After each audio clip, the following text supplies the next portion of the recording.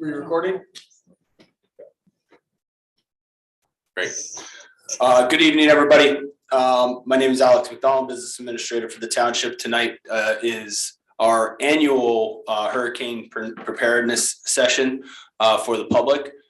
We're joined by our OEM team and various departments that help in the preparation and the response to severe weather events as well as hurricanes. We're also joined by members of the flood mitigation team or flood mitigation advisory board that are here as well to assist in the conversation.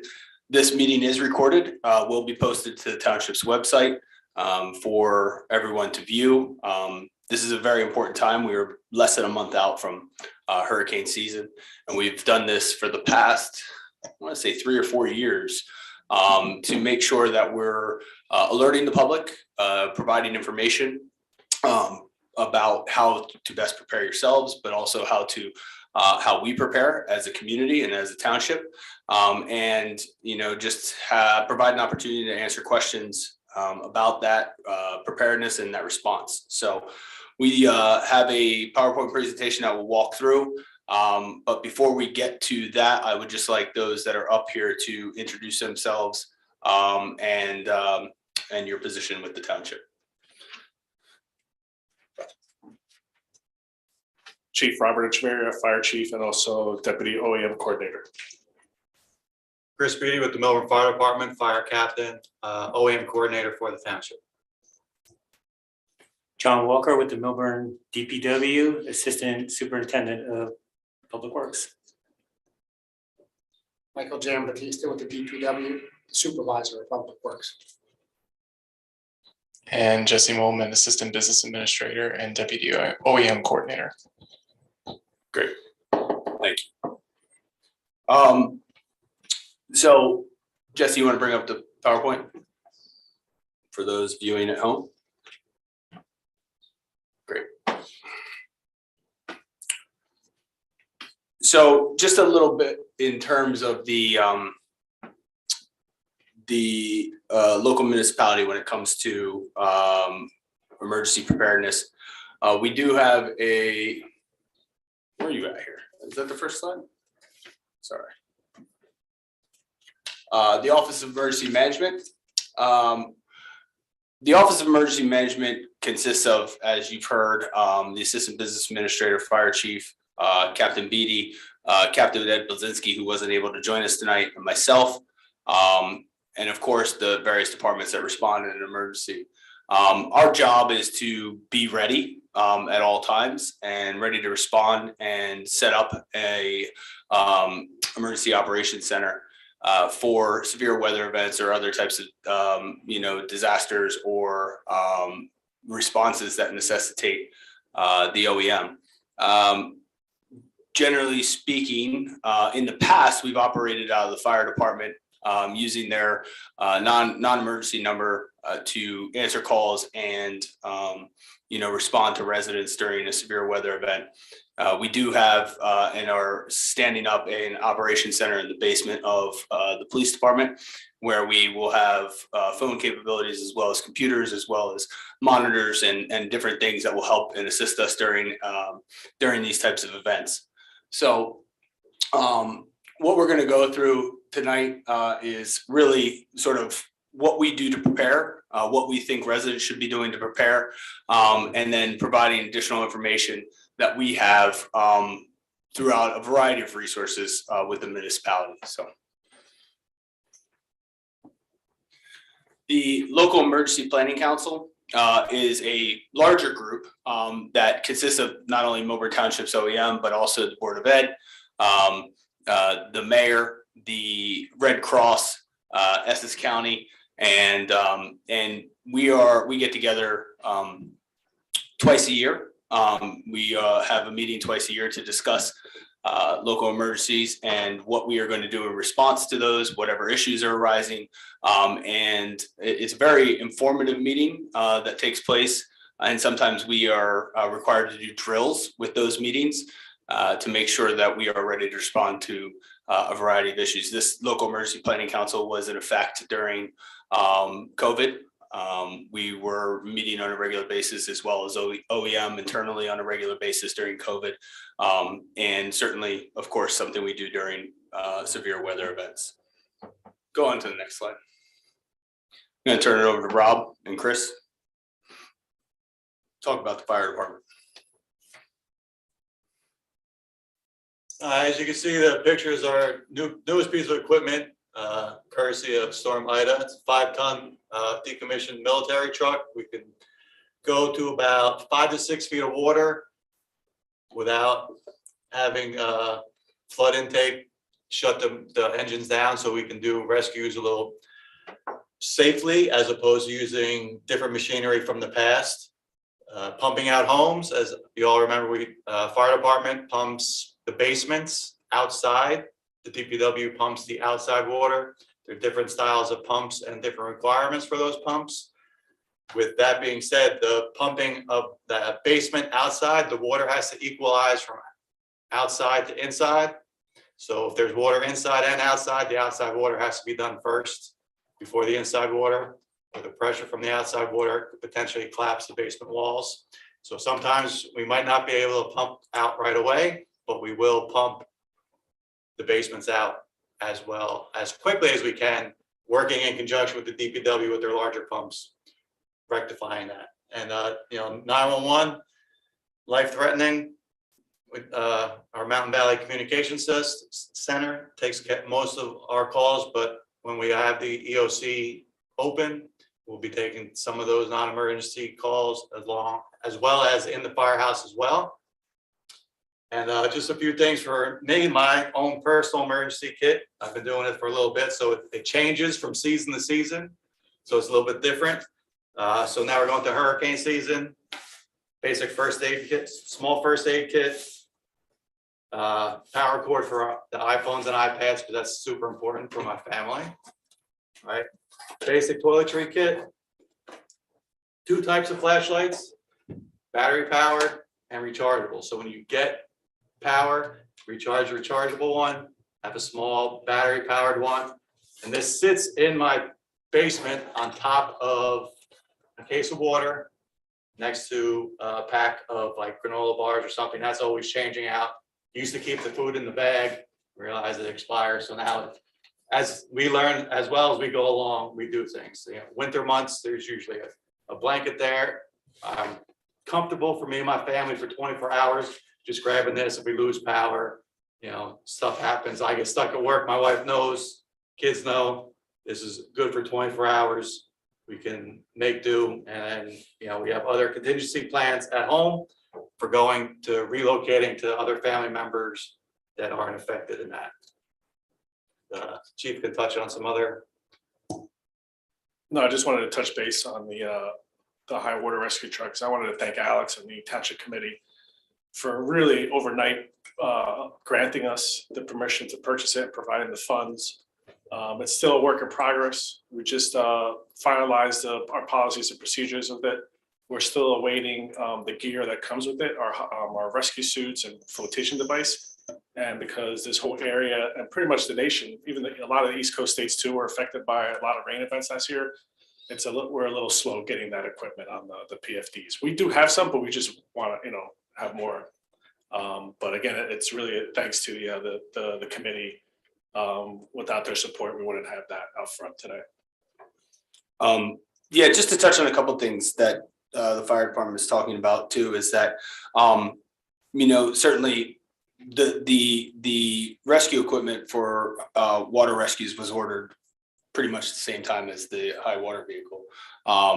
And so you can imagine the backlog and the supply chain issues, as we've all heard over the last few years, are impacting the delivery of that. But you still have a boat, correct? And you still have water rescue equipment.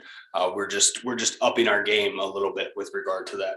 The other thing I wanted to mention during this, because one of the points on this is call 911 for life-threatening situations. Non-emergency calls will be communicated where those calls should go. In this case, they're giving the fire department non-emergency number, which is a great number to call for non-life-threatening situations. But certainly when we open up and operate the EOC, there will be numbers that are communicated out to the public prior to and during a storm that they should be calling in these non-life-threatening situations. This is really, really important because there are times that people will call 911 and it is clearly not a life-threatening situation. And what that does is that actually clogs up the lines for those that are experiencing a life-threatening situation. And we want to be very cognizant of that. And I think that it's not to say, like, I'm not, minimizing what one person feels over another. However, I think everyone can be very clear what is a life-threatening situation and what is not a life-threatening situation. So we want to be super clear about making sure that those 911 lines are open, because as you can imagine, during a storm event, the communication center, the dispatch, will be receiving hundreds of calls. And if there are 8 dispatchers, right, it is impossible for all of those calls to go through. And so by eliminating those non-emergency calls, we can make sure more and more 911 calls get through. And we want to be very clear on that. The other thing, and I would just say, is that I unfortunately forgot it tonight, but I'm just, there are devices out there and you can order them on Amazon, you can order them in various places that are solar powered charging stations that will have a variety of different types of charger ports on them. Again, during Hurricane Sandy, we lost power in town for 15 days, right? During Hurricane Irene, we lost power for some time. It wasn't quite 15 days. I think it was about 6 or 7. During a freak October snowstorm, we lost power for over a week. So it's important that and that you're prepared for a loss of power for a long period of time. And so having things that can charge by solar, having things that you're charging prior to an event is really important. And so that sort of device is able to be, it's portable. It has various different types of chargers on it, and it can be charged with sunlight. So thinking of different things that you can utilize in your go bag or your emergency preparedness kit, just think about how you're going to charge devices also when you're not when you're without power. So unfortunately, as I said, Captain Blazinski was unable to make it tonight, but I'm going to fill in for the police department. So some of the things that they wanted to mention in this hurricane preparedness meeting is the barricading. This is what they're responsible for during storm events. Barricading roads, response to life-threatening situations. But some of the messages that they wanted to make clear as we go through this is that roads are barricaded for a reason. We have seen in various different types of events, storm events, things like that, barricades will be moved. People will go past barricades. They will not heed the warnings that we are providing. And that is a very dangerous situation, obviously, for the person that is not heeding that warning. But then it also puts our first responders in harm's way because they have to then respond to a situation in which somebody ignored a barricade. And so this is a serious infraction. And so I just want to make it clear that barricades are up, they're up for a reason. We're trying to keep you from entering a dangerous situation.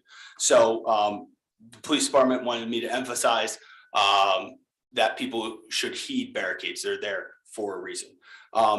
Another thing is that, during storms, people tend to want to venture out. They want to check on the river. They want to see how things are going. They want to, and so in particular, Ida was a very clear example where the storm came on us very fast, and everything happened very quickly. And if you're out venturing around, checking on the river or checking on things and outside of your home, you could end up in a dangerous situation. And so, just in events, hunker down, stay in your home, keep in tune with the weather, keep in tune with the township's channels, different things like that, be informed, but just know that even in last weekend's or 2 weekends ago, I guess, that rain event, everybody that was sitting here was out there checking on things. The chief was here on Saturday looking at things. Chris was sending me pictures on Saturday as well. John Walker was out, and on Sunday I was out here. John Walker was out again. Rob was out. So we're all here checking on these things, making sure that we're aware of the situations, how things are progressing, where things are, and knowing the spots to check and things like that. So just know we are working for you in these situations, and that we are here, and that is our job in these types of events, is to protect the public and to be there for the public and look out for these things. So stay safe, stay in your home. You don't need to venture out. And during flooding, stay out of your motor vehicles. We're going to get into a bunch of different examples, which I think is the next slide, Jesse, if I'm correct, right there. All right. You don't want to drive into water. It takes about 6 inches to move your car. So especially a small sedan. So there's no reason to be out driving during a storm. And if you are, I'll give a perfect example. During Ida, I was outside the fire department and a car was circling. I had seen it multiple times, and I told them, hey, right here at the Wells Fargo, you just park there, sit, listen to some music, wait it out. But they kept driving around and kept driving around. The best thing to do there in that situation is get to a safe spot. And I indicated the safe spot, sit there and wait it out. If you keep driving around, you're going to find yourself in a very difficult situation, potentially a dangerous situation. And it's not helping those that are out there responding, trying to get to different places if cars are out on the road unnecessarily. So, and again, that storm came on us very quick. So a lot of people were stuck. A lot of people were stuck in limbo. And so just want to be clear that, don't drive through water. You don't know how deep it is. It takes about 6 inches to move your car, about a foot for larger vehicles, but it's a very dangerous situation. Okay. Same thing. When you get put in those situations, it puts everybody at risk, not only yourself, but those responding to make those rescues. And I believe during Ida, we did have a few vehicle rescues, correct? Numerous. So, and again, that was the situation where that storm hit at a very inopportune time, right around dinner time. And a lot of people were out and about, and we're trying to get home as quickly as they could. And certainly everybody understands that, you want to be home, you want to be safe, but sometimes it's just best to find a safe spot and wait it out. Okay, same thing. Just reinforcing this. Don't drive through water. Don't do it. You never know how deep it is.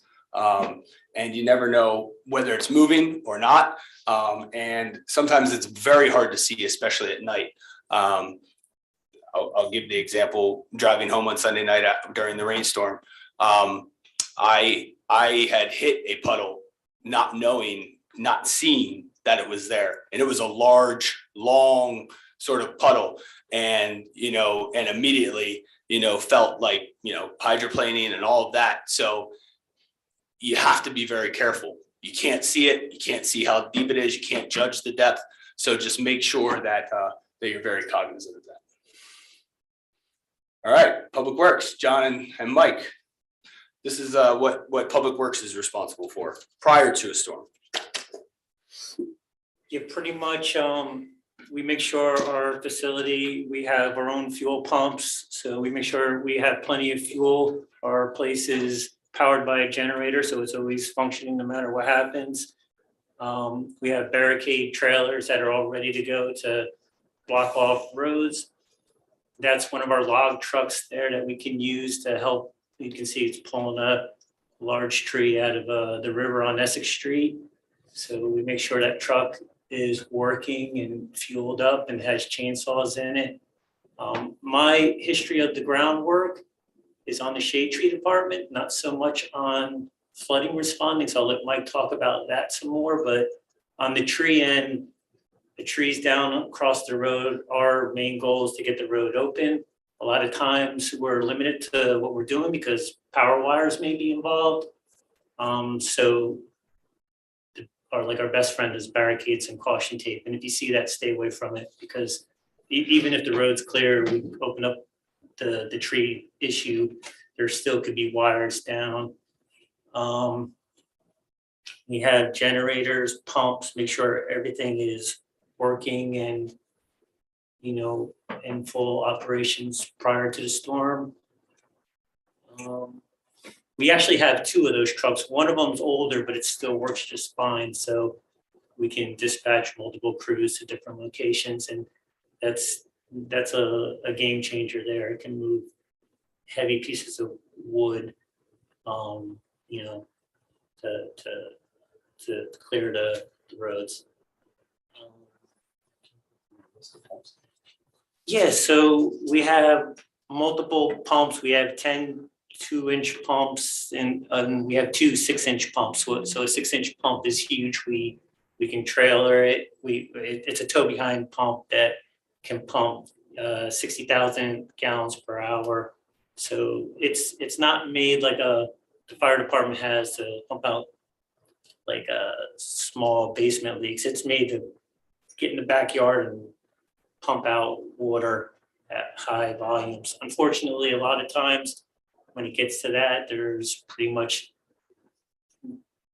not anywhere else to go if the water is that high. We have multiple generators. All of the fire headquarters, this town hall building is powered by generators that are checked, I believe, monthly.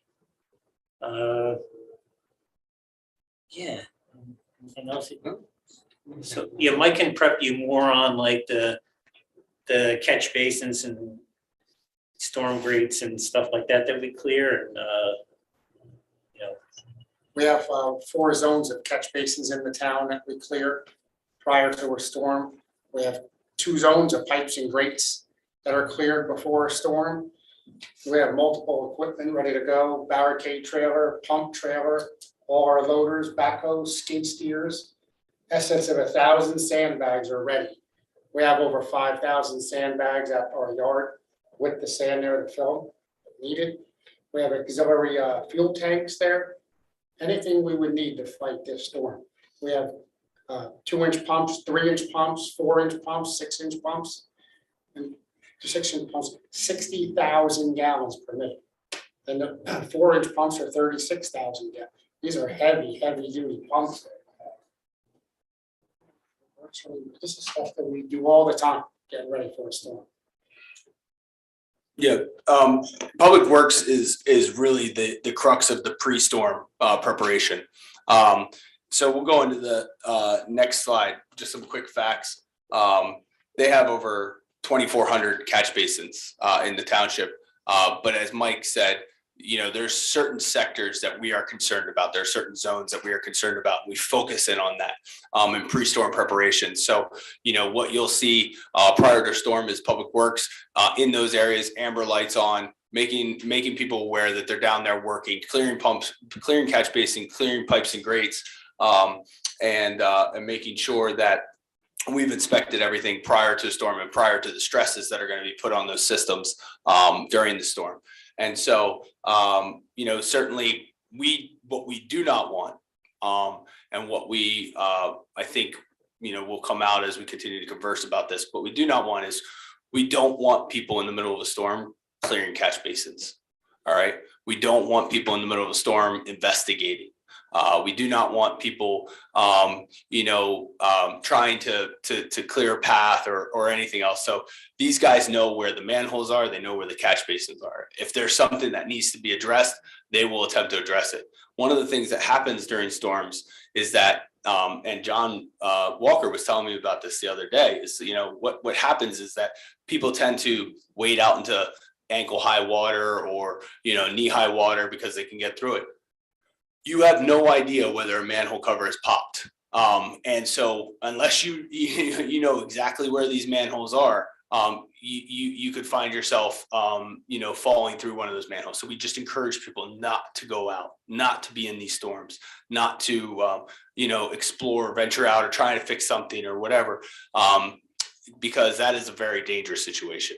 And sometimes they do pop, and we want to avoid that. So, but these are just a couple other facts about DPW and what they are responsible for monitoring during a storm, which is quite a bit. These guys, like everybody, police, fire, but these guys do a fantastic job. Whether it's the guys in the shade tree department and walking the river, making sure that there's no debris in the river or something that could potentially clog the river, making sure that that's cleared up prior to a storm, or the roads department that's down clearing out catch basins, checking the pipes and grates, and making sure everything's ready. That doesn't even get into, in terms of the response to storms that police, fire, and DPW get into while the storm is going on. As many of you may recall from Ida, and which is a lot of the reason that we have that truck out front, is that Public Works was driving back at front end loaders, and the fire department was standing on the front of those, rescuing people from a restaurant or a car or a home. It's a very dangerous situation, not only for those people we're rescuing, but also for our first responders and those people doing the rescue. So very happy to have that truck out front and have a safer operation when it comes to those types of rescues.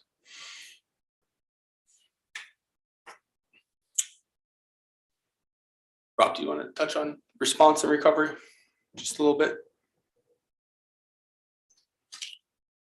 Sure. So response and storm recovery, our priority is the health and safety of the residents, but not only the residents, the first responders, guests in town, property owners, business owners, and patrons of the restaurants is our number one goal. And that's kind of why we do all that storm prep beforehand. But during the storm, that's the top. All other types of calls will probably just go in a queue, and life safety will be the number one priority. Recovery takes time, as we all know. Nothing happens probably as fast as enough that you would want it to be as a homeowner. I've said this story in the past. I live in a town that floods as well, and 1 inch of water, and it just takes time. Processing all that information, to gather that information so we can work with FEMA and our partners, our federal partners, our state partners, to get reimbursement. Everything just takes a little bit of time. And it's also due to the sheer amount of calls that we get too. If, during Ida, we were out, I forget the exact numbers since it's been a couple of years, but let's say if it was 300 calls, if you're number 300 in the queue, that just takes time to get to number 300. We do have a system that we start in areas of town. We prioritize sensitive areas, schools, and stuff that needs a little bit more TLC than others. But when it comes to flooding, it's house by house kind of thing. And some basements might take half hour to pump out, or a backyard, but some take 2 or 3 days. And we don't have unlimited amount of equipment, even though we do have rental agreements and mutual aid agreements that we could call on our partners. But an example like Ida, it just hit the region. So everybody was just, strapped out. As we were stated before, the pumping starts with the outside, and that's what our partners here from Public Works were talking about. With those bigger trash pumps, is that they move all that outside water back into where it belongs, out in the stream. But they also have to wait for that water to lower as well, so they can get those pumps in there. Once that's accomplished, then we could come in. And what our priority is not to cause any further harm. Let's say we did pump first inside and out. First of all, it's going to come back in anyway if there's more water outside. But we also don't want to damage your foundation of the house by doing that. But if you pump it inside before out, it could cause a collapse. So that's one of the main reasons we wait, not only for safety purposes, for the manhole covers, everything else Alex was saying. It's really about, we don't want to damage the house any more than it is. Clearing the debris is a huge thing. Everybody recalls driving down Milburn Ave. It was like a war zone. It was like abandoned cars, flooded cars, debris everywhere. And again, it's safety. We don't want to damage our vehicles or our personnel going through those areas. So clearing debris is a huge task. Damage assessment. By law, that has to be done, a preliminary damage assessment within a couple of days. That has to get right back to Essex County OEM and our state and federal partners. And that gives them a snapshot of what's going on in our community. An example during Ida is Essex County was not included originally in the preliminary damage assessment. So I forget which county was first. I think it was Somerset or somewhere down there. So what happens is FEMA says you have to prove what happened. So we have a couple days to gather all that data and present it to FEMA, and then they'll make that determination if we meet that threshold, not only for Millburn, but we have to meet it for the county, and the state has to meet that threshold too. I'd like to say that, and we were very fortunate too. We had the Essex County executive the next morning in Millburn and other key players in the state and the county, is that we provided them that information, and they were shocked that we had it to the penny. And that, I think, helped Essex County in general, because just in Millburn, we've met the threshold for the county. So I'd like to say, everybody here, thank everybody really here for making that happen. Yeah.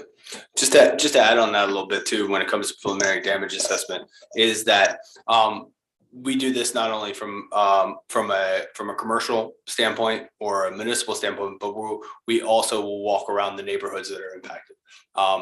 And we have a program called Crisis Track that we utilize that allows us to go with iPads through the neighborhoods and make damage assessments of each individual home. This is what Rob is talking about, that helped us make that determination very quickly and be able to provide that information to Essex County. This is a tool that we have actually encouraged other municipalities to get and make sure that they have, so that they can do their damage assessments quickly as well. So you'll see the tax assessor, the tax, the various different offices, recreation, whoever it might be, all hands on deck post-storm, right? It's not, we're not worried about playing fields. We're not worried about, whether we're getting added assessments. We're worried about what we're doing to help the public and help everybody recover. So first step is, we generally set up a call center in the customer service department, tax collector, customer service, some recreation, building department. They will start answering calls, because a lot of calls post storm are, when are you going to get to my basement, or when are you going to help, I have a question about this, or what should I do about this, or I just wanted you to be aware of this situation. And so all of those things are really important. So everybody's keeping a Google Sheet. We're able to track all that. Everybody's sharing the same information in that call center, while all the public works, fire, police are out responding and making sure we're getting the cleanup. Police departments ordering tow trucks to get rid of these cars. Fire departments pumping out basements. DPW is cleaning up debris and pumping out backyards. And then any other office staff are going out and doing these preliminary damage assessments.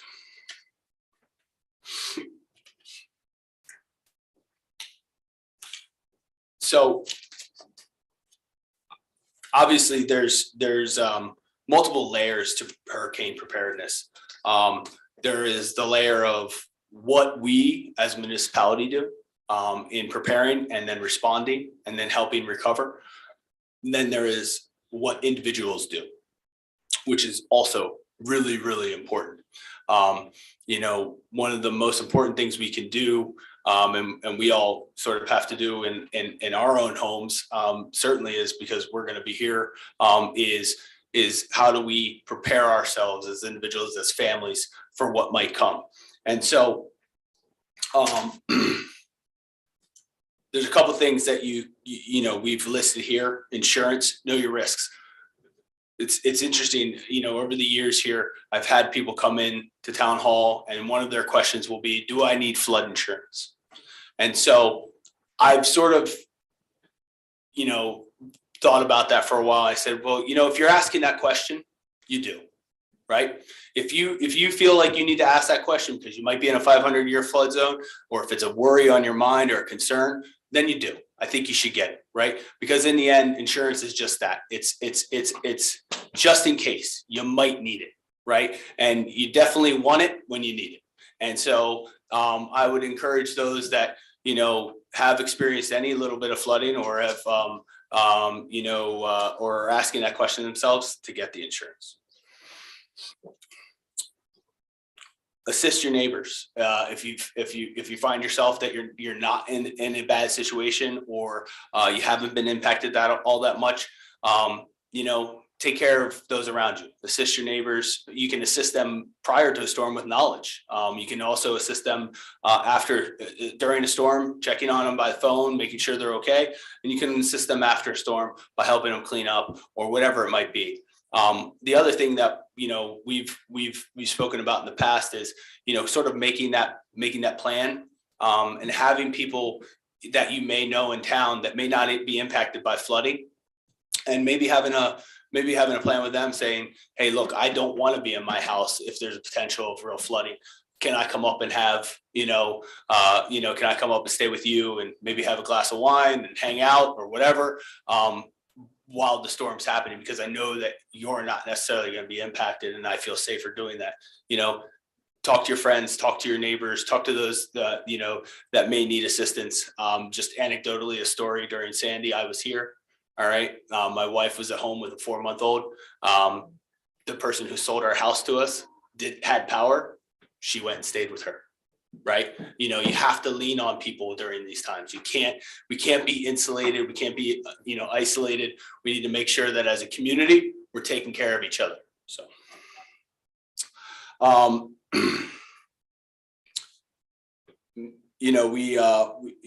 you can help staff shelters. Generally, we don't set up a shelter necessarily, although this is continuing to be more and more of a conversation, and where we would have temporary shelters. But we do have places where we will temporarily put people. The library is one of them. Giroux is another one of them. If we can get people there, it's really all about what we have access to. We've been in discussions with the Board of Ed about utilization of the high school gym and our ability to isolate that gym from the rest of the school, because if things progress past a certain point, schools are back in session, it becomes a very tricky situation. But this is continuing to be communicated in a conversation. So and make sure you do a damage assessment of your own property.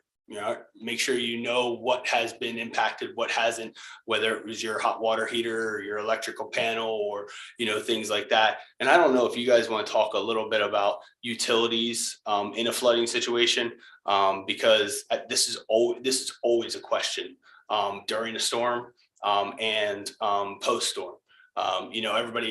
Everybody knows, if you're in an earthquake, or you should shut off the gas because you don't know if a gas pipe ruptured or anything like that. But like during a flood, if you're one of the things that kind of gets missed is if your basement is flooded, did it reach your electrical panel?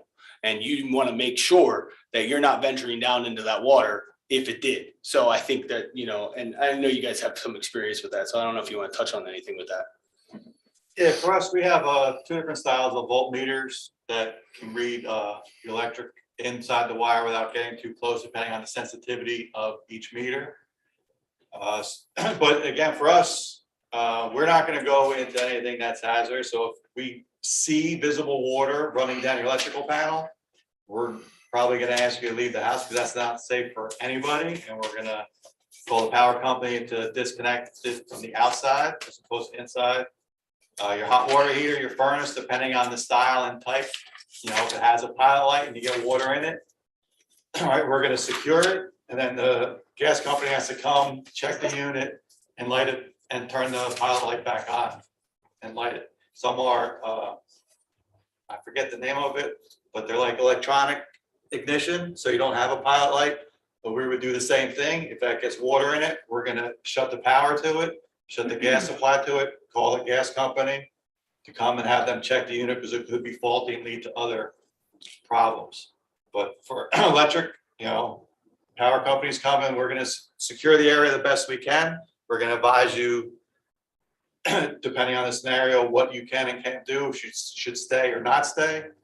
Then we're going to have the power company disconnect it, and same thing with the gas company. We're going to secure it.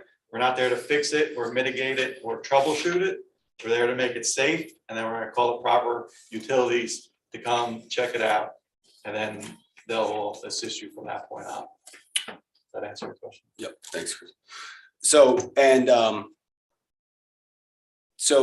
another thing is post-storm is generally what will happen is that the township will expedite and expedite inspections for those types of utilities and those turn-ons, or if there's a replacement of, or something that needs to happen to get you back in your home and back in into your back into the living space. So it is a process, and certainly just like anything else during these types of events, patience is key, and it's not always easy. But we're working hard to make sure that we can get inspectors down and get you back into your house. Next slide. So for households, create a disaster supply kit. That's sort of what Captain Beatty went over. Ready.gov. Yeah, right. Yep. And I think we do point out some resources here, but ready.gov, if you haven't been there to that website, go. It is a fantastic website. It actually walks you through all of these steps that you should be taking to be prepared. And some of it may seem overwhelming, but I think if you just take it a weekend at a time, starting, after you pay your taxes, you take a weekend at a time, and you'll be prepared for this season. And then once you have something in place, and then it's just about, maintenance. It's not about recreating it. So determine best evacuation routes. Again, this is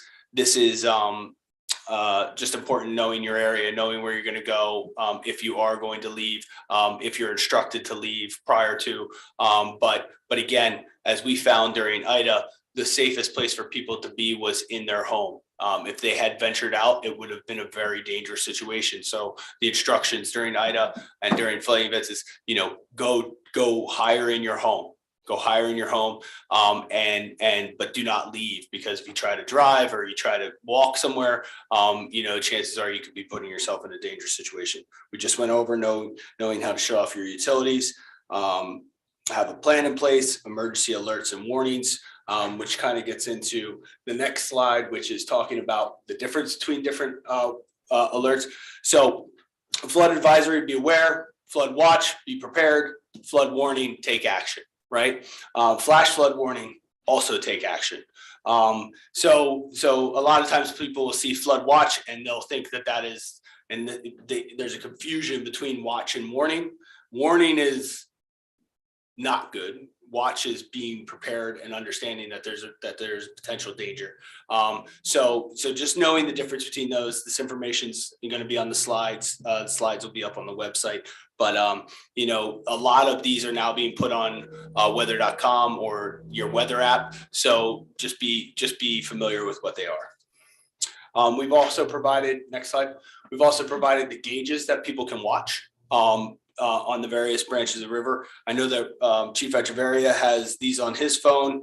I watched the one in Springfield, but you have East Branch and West Branch on your phone, and you can set alerts to those, and you can be aware of what is, Rob, do you just want to explain a little bit about it? I think you have a really good handle on it.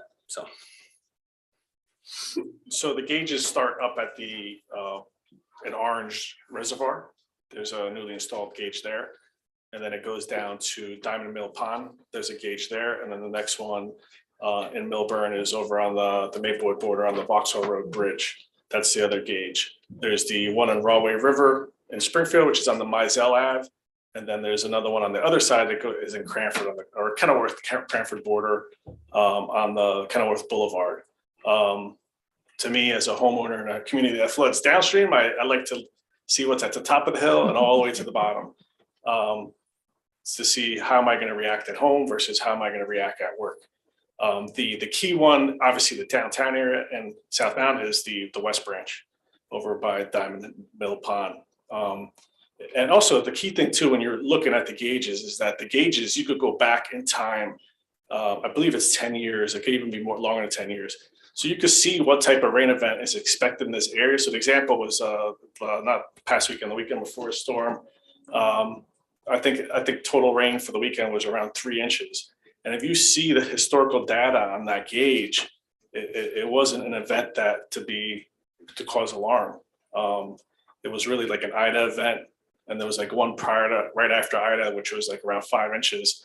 So if you really look at those gauges and understand what they're there for, it actually brings you a little calm, saying, hey, the system was designed to handle that type of volume. And I believe that guy from the expert that came from Hatchmont too was explaining about the gauges and the uses too, is that they're there for informational purposes, and they are accurate. And it brings us a peace of mind that when we're looking at the rain events, what's up on top of the hill, what's on the bottom, and you're like, okay, this system is designed to handle that. I'm not really too, alarmed by it. Rob is definitely my calming force. Because I'm usually the one saying, all right, we gotta get out and check things.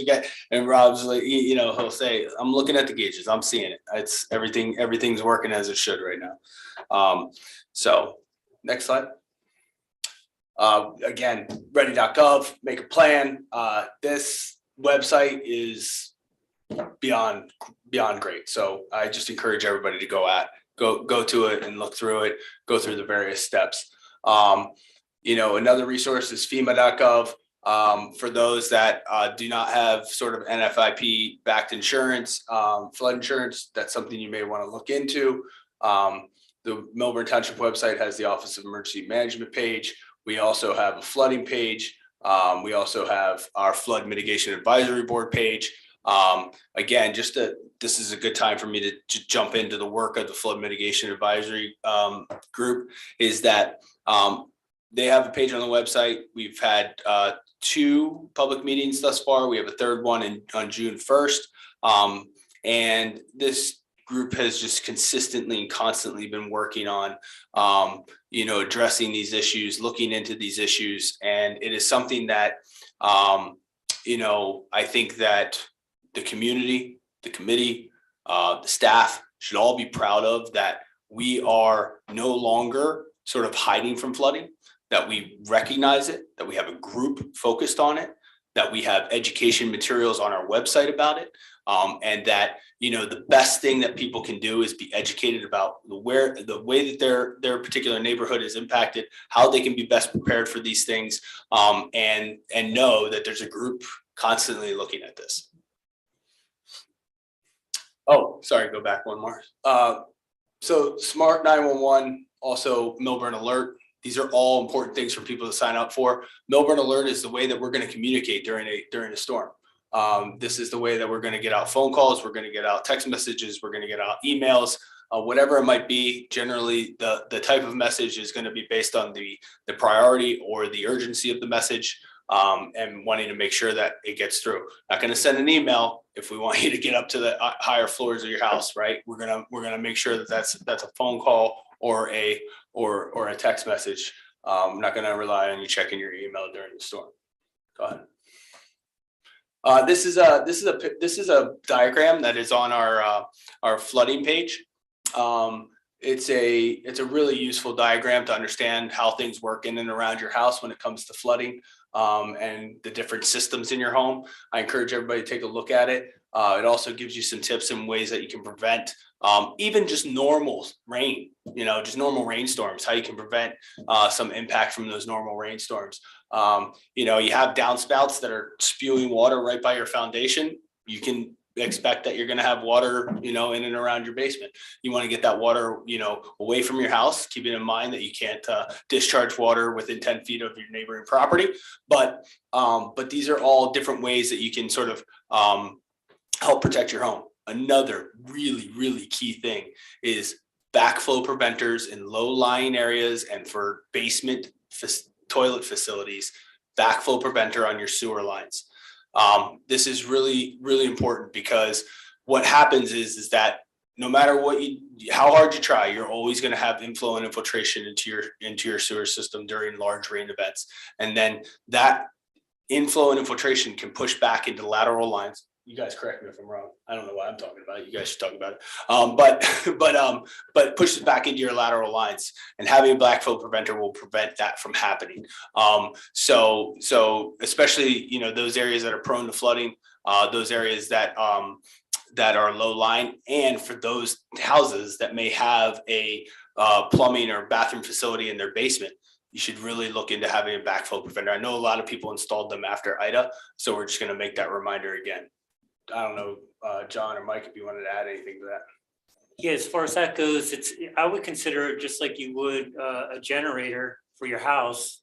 I would notify, reach out to your plumber, have them TV your sanitary line and let them decide where and what kind of backflow preventer to put on, because in heavy rain, like Alex says, your sanitary lines can get stormwater in it, and the water won't even be anywhere near your house, like and water start coming up to your toilet. So, and if you have one, you should have it inspected now and then. But I would consider it like a generator. That's how important I think it is. And the same goes for your sump pump, right? You should have a backflow preventer on your sump pump. Correct, and always make sure it's working. And if you have some kind of backup, it's battery or another power source in case that goes. Thanks, John. Excellent. Business preparation sort of goes for the same for home preparation. This is something we'll cover more in our June 1st meeting when we get to the downtown and the businesses in the downtown. Go ahead, next slide. Important contact information and just all of these numbers: gas company, electric utility, New Jersey American Water. These are all the non-emergency numbers for the buildings in town. Generally speaking, when we set up the call center in town hall, post-storm, you're going to be calling that 7,000 number. These are just important numbers to know. Next slide.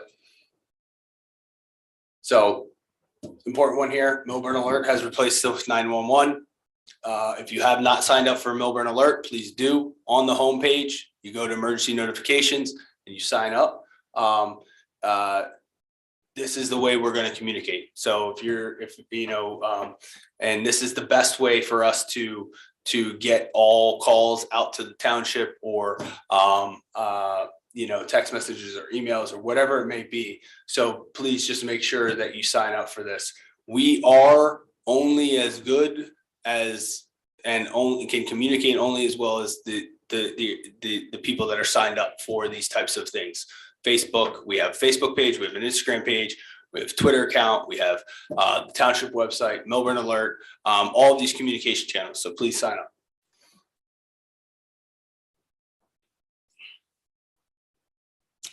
So the township's focus is assessing the town and conducting emergency protective measures.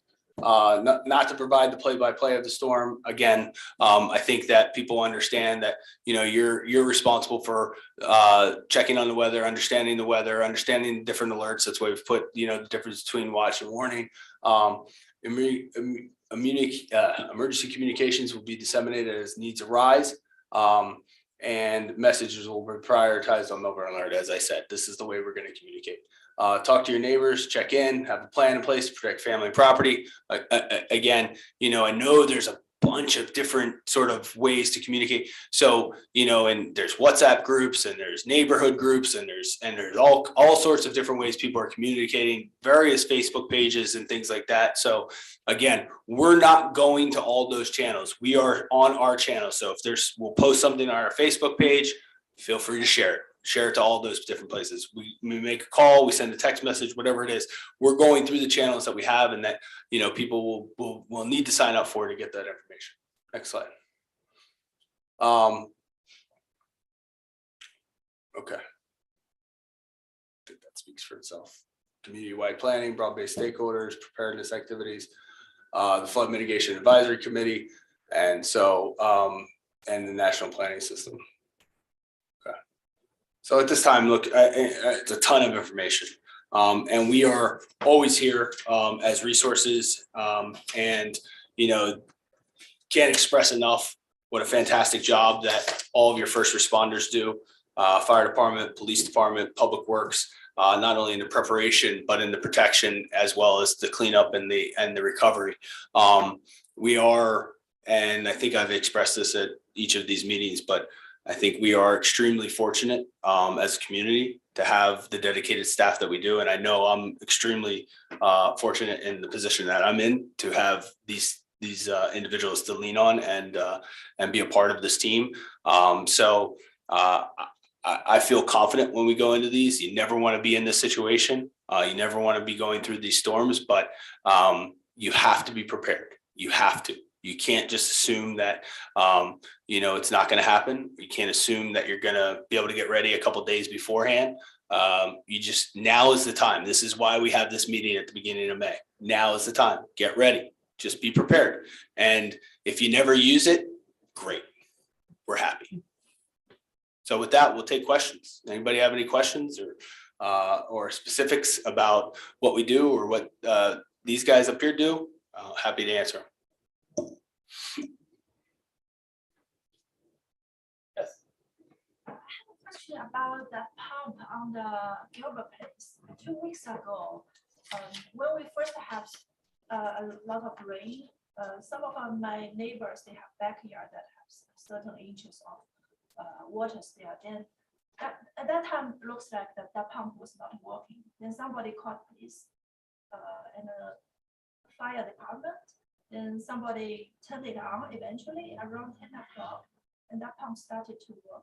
I'm wondering why it was not working in the first place. Sure. You want to touch on that, Bill?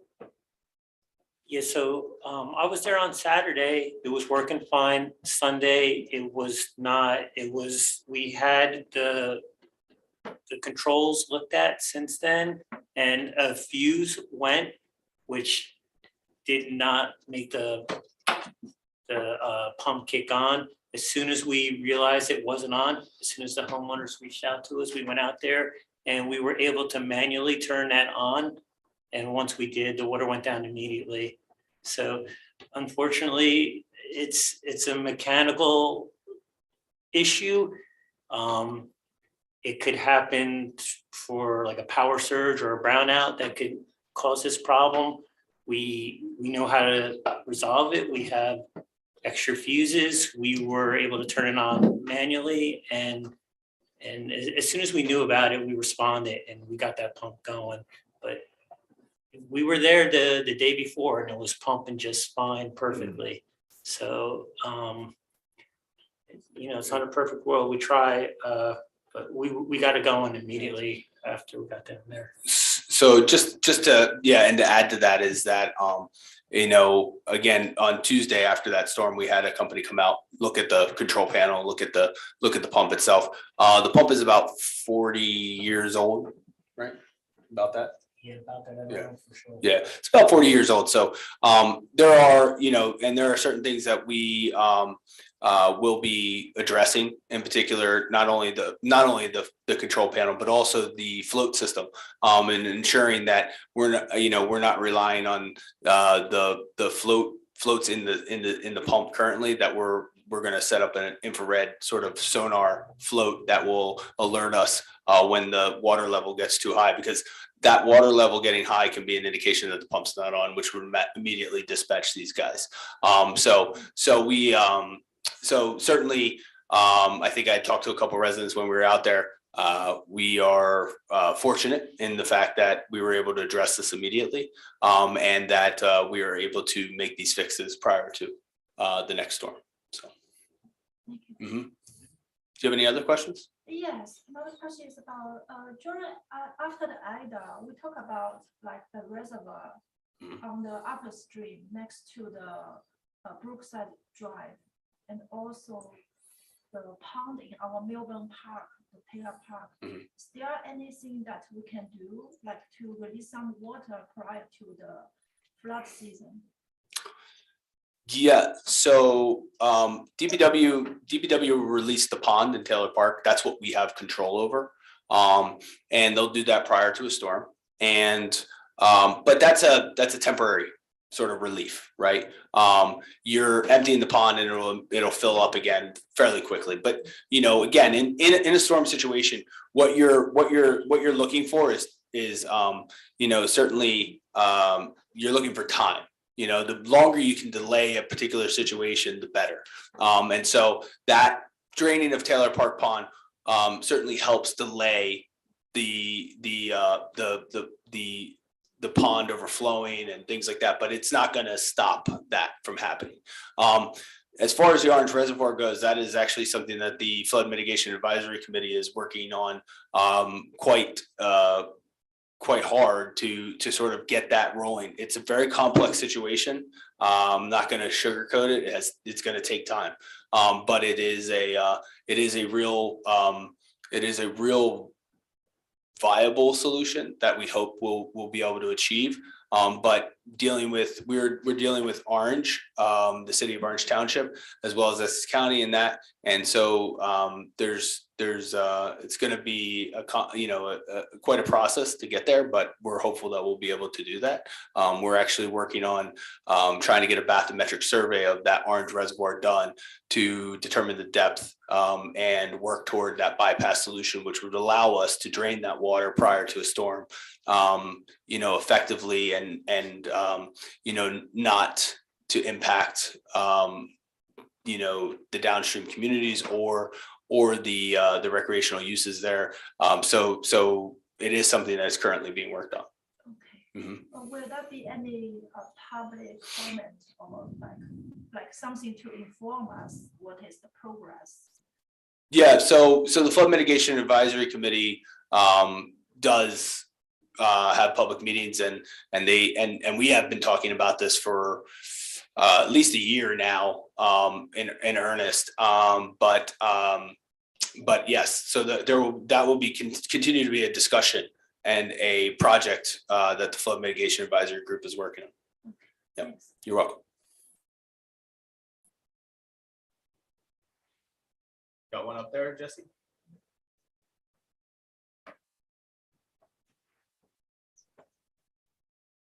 Hello? Hello. Yes, I have a question. My name is Christine Klufas. I live on the corner of Ridgewood and Gilbert. And my question is, where do we put our cars to higher ground? I took mine to Trader Joe's and I called the police and they told me I can't park there without permission of Trader Joe's.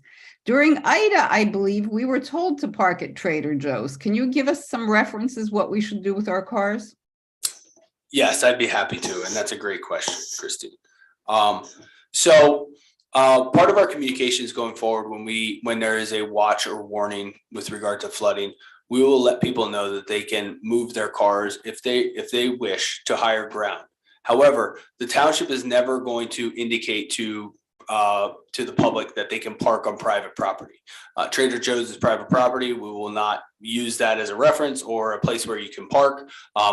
Should you decide to do it at your own risk, by all means, but we are not going to publicize that. What the public can do is they can move their cars to higher ground on street. So you're in South Mountain, you can move up to, Walnut, South Mountain, Parkview, whatever it might be, park on the street, which is at higher ground, which doesn't experience flooding. You can also utilize the parking deck, the second floor of the parking deck or third floor of the parking deck. These are public parking lots. These are places that we will indicate to the individuals and to the residents that they could park if they wish to move their car to higher ground. Same thing goes for the Glenwood area. If they decide that they want to move their cars up to higher ground, they can do so within the community on the street, or they can utilize lot 7 or lot 3 or lot 8 on Chatham Road. These are public spaces that we can indicate where people can park, but we will never tell the public to park in a private lot. Okay, thank you. You're welcome.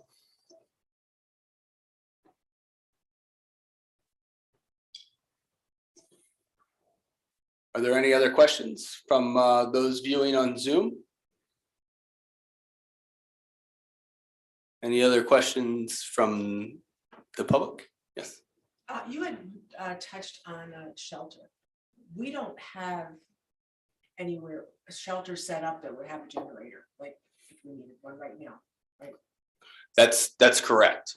Again, the shelter situation is pretty tricky because Essex County OEM, Rob and Chris can correct me if I'm wrong, but Essex County OEM will establish shelters. They'll indicate a few, one of them usually being Cody Arena. We do not have a place that we can house people for a long period of time. If you recall, and now this would not be a flood situation because you're not gonna put people in Bauer Center, but during a fire, we had placed people in Bauer Center while they were displaced. But yes, you're correct. We would not have a place with a generator, which is, again, this is part of that continuing conversation with the Board of Ed and the school gymnasium.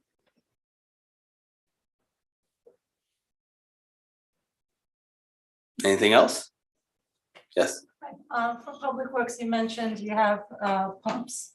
So in a heavy rain situation, when does a homeowner call you versus a private contractor to pump out water pooling, waterlogging in their backyards?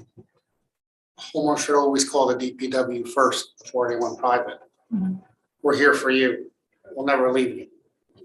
So. Thank you. Right, and this is a specific situation, I think, too, and it's, when we're responding to an emergency, certainly, I think that Mike's right in that particular situation. But there is a, I think we just have to be cognizant that when we're in storm mode, we're out helping everybody. If it becomes a consistent thing, right, after every rainstorm, then it might be something where that issue needs to be addressed in a different way.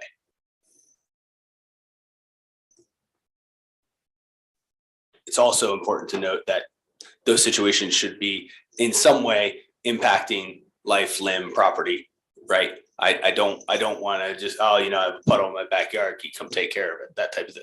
I'm not trying to trivialize what you may be talking about, but certainly it is something that needs to be considered with 6,000 some odd households. So.